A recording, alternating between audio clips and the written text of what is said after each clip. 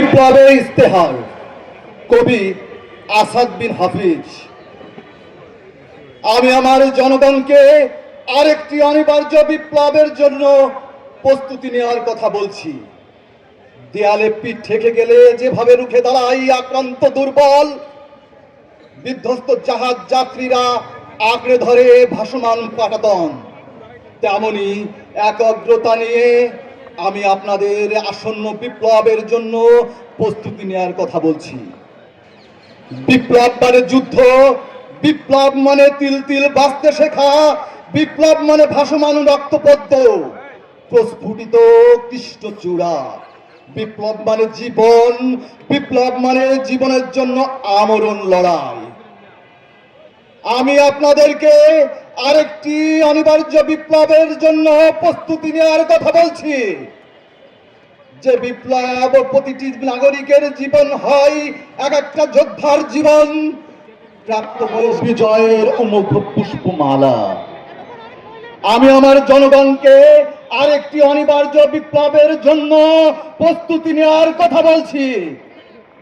যে বিপ্লব সাধিত হলে মানুষের শরীর থেকে খসে পড়ে শয়তানের লেবাস, জল্লাদের অশান্ত চিত্তে জন্ম নেয় বর্ষাই গোলাপ, অর্ধ পৃথিবীর দুর্দান্ত শাসক কেঁপে ওঠে ফোরাত কুলের কোন অনাহার কুকুরের আহার্য চিন্তায়। যে বিপ্লব সাধিত হলে কোন হন্তারক অভাবী পিতার জন্য পরওয়ারদিগার খুলে দেয় রহমতের সবকটি বদ্ধ দুয়ার।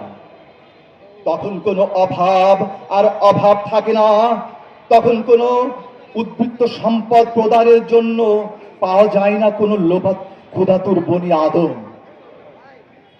অন্ধকার যত ঘনীভূত হয় ততই উজ্জ্বল হয় বিপ্লবের সম্ভাবনা। একটি কৃষ্ণ অন্ধকার রাত মানে সামনে অপেক্ষামান একটি প্রস্ফুটিত সূর্যোদয়।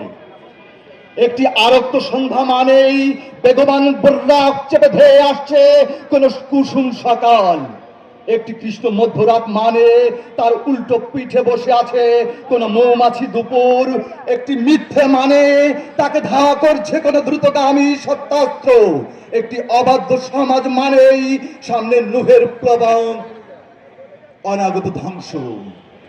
আর একটি নতুন সভ্যতার আমূল উদ্বোধন। আমি আপনাদেরকে সেই অনিবার্য বিপ্লবের জন্য প্রস্তুতি নেওয়ার কথা বলছি। দিন ও রাত্রির প্রতিটি আবর্তনে শোনা যায় যে বিপ্লবের অশ্বক্ষুর ধ্বনি, মাস ও বছরের প্রতিটি ঘূর্ণিপাকে শোনা যায় যে বিপ্লবের অশ্বক্ষুর ধ্বনি, যুগ ও কালের প্রতিটি ঘূর্ণিপাকে শোনা যায় যে বিপ্লবের অশ্বক্ষুর ধ্বনি, শতাব্দীর প্রতিটি পরতে পরতে যে বিপ্লবের পলিময় মৃত্তিকা। আমি আমার জনগণকে সারাক্ষণ বুকের মধ্যে বিপ্লবের চাষ করতে বলছি। যে বিপ্লবের চাষ করলে নীলনদের আহার্য হয় অবাধ্য ফারাও, আবার হাতি হয় পাখির খোরাক, চুরমার হয়ে যায় রোম ও পারস্যের সাম্রাজ্য, সালতানাতের দাম্ভিক চূড়া, ব্যর্থ হয়ে যায় কারকের ধন, কল্পিত স্বর্গদ্বারে হুমড়ি খেয়ে পড়ে থাকে অবাধ্য সাদ্দাতের 10টি আঙুল। আর কারাগারে কয়েদি বন্দী ইউসুফ কুদরতের ইশারায় রাজমুকুট পরে হয়ে যান বাদশা কেনা। ধন্যবাদ।